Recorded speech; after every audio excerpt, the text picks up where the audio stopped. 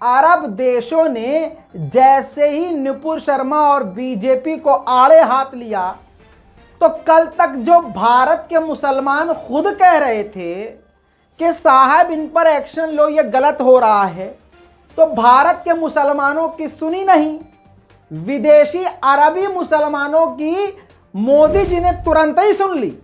आप ही है सब कुछ मेरी जिंदगी में, और ये जिंदगी भी आप ही के लिए है। और इतनी जल्दी सुना कि अभी तक जो आने वाले चुनाव का सबसे बड़ा चेहरा नुपुर शर्मा और नवीन जिंदल हो सकता था, तुरंत ही उनको उनके पद से लात मारकर नीचे फेंक दिया गया। अंधभक्तों ने सोचा ही नहीं था कि पल भर में पापा ऐसा पराया कर देंगे।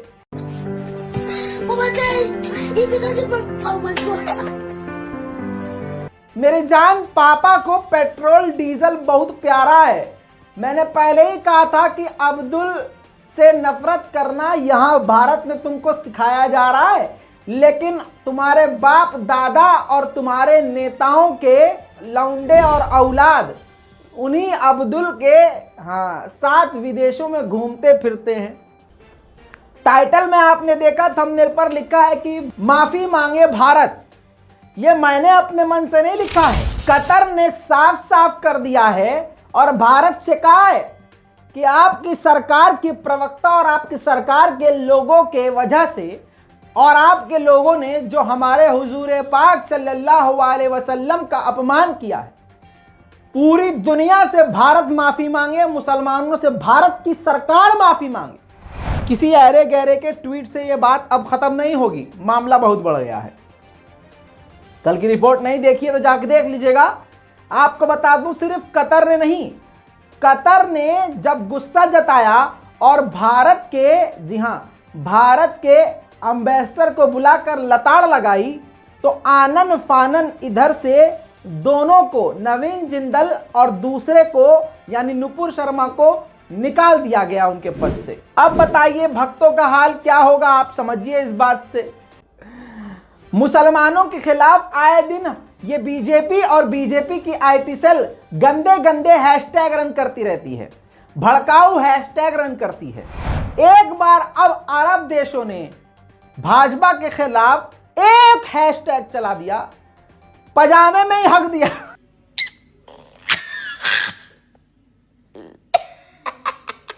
ये नवीन जिंदल बीजेपी का नेता, बीजेपी का प्रवक्ता और बीजेपी दिल्ली का अध्यक्ष, बीजेपी में दिल्ली का जो इनका आईटी सेल है, जो इनका दफ्तर है, मीडिया प्रभारी था ये उसका। समझिए, इतनी बड़ी पोस्ट पर होने के बाद एक हैशटैग अरब में रन होता है और चरमरा जाती है साहिब की कुर्सी, क्योंकि अरब का तेल जरूरी है और अरब के तेल की वजह से भाजपा का तेल निकल गया। अब आपको बताऊं कि इतनी थूथू हो रही है इसे कहते हैं, देखो, अल्लाह की मार। स्क्रीन पर देखिए दोस्तों, रविश कुमार साहब ने भी बहुत जबरदस्त मजे लिए हैं, प्रतिक्रिया दी है बहुत जबरदस्त। लिखा है, क्या अरब शेख तय करेंगे कि बीजेपी का प्रवक्ता कौन होगा, फिर बीजेपी और समर्थक मुगलों से बदला कैसे लेंगे। वहीं पर बड़ी खबर आपको बता दूं कि कतर के बाद कुवैत ने, स्क्रीन पर देखिए, कतर के बाद कुवैत ने आधिकारिक तौर पर भारत के एम्बेसडर को बुलाकर लताड़ लगाते हुए मेमोरेंडम हाथ में दिया है, नोट दिया है, जिसमें भारत की सरकार के बीजेपी के प्रवक्ताओं के द्वारा हुजूर पाक की शान में गुस्ताखी जो की जा रही है और की गई है पूरे सरकारी तौर पर, उसका विरोध किया है, गुस्सा जताया है। और दोस्तों, मैं बताता हूं अब आपको कि जो नुपुर शर्मा कल तक बहुत हवा में उछल रही थी, जो बीजेपी का प्रवक्ता सोशल मीडिया के जरिए ट्विटर पे मुसलमानों को खुलेआम गरियाता था और खुलेआम हुजूर पाक की शान में लगातार गुस्ताखी कर रहा था, और उसको पूरा यकीन था कि हम 2024 के चुनावी चेहरे होंगे, और ये बात हकीकत थी। एक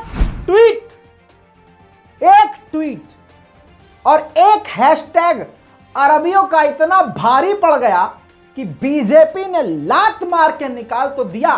साथ में जब कतर ने बुलाकर लताड़ लगाई तो पता है भारतीय विदेश मंत्रालय की तरफ से जारी किया गया ये बयान जो स्क्रीन पर लगा रहा हूं। मिनिस्ट्री ऑफ एक्सटर्नल अफेयर ने कहा है कि भारत की सरकार सभी धर्मों को सम्मान देती है, सबका मतलब सबका साथ सबका विकास वाली बात लिखी और कहा है कि ये जो ट्वीट के जरिए हुजूर पाक की शान में गुस्ताखी की गई है, ये जो लोग हैं ये फिरंगी एलिमेंट्स हैं। फिरंगी एलिमेंट्स, ये है अरब की ताकत और ये सिर्फ 1, 2, 3 अरब देशों की ताकत है कि अगर भारत के ऊपर सवाल खड़ा कर दिया तो पतलून गीली हो गई है इन आरएसएस वालों की और भाजपाइयों की जो मुसलमानों के खिलाफ प्रोपेगेंडा आज भी चला रहे हैं।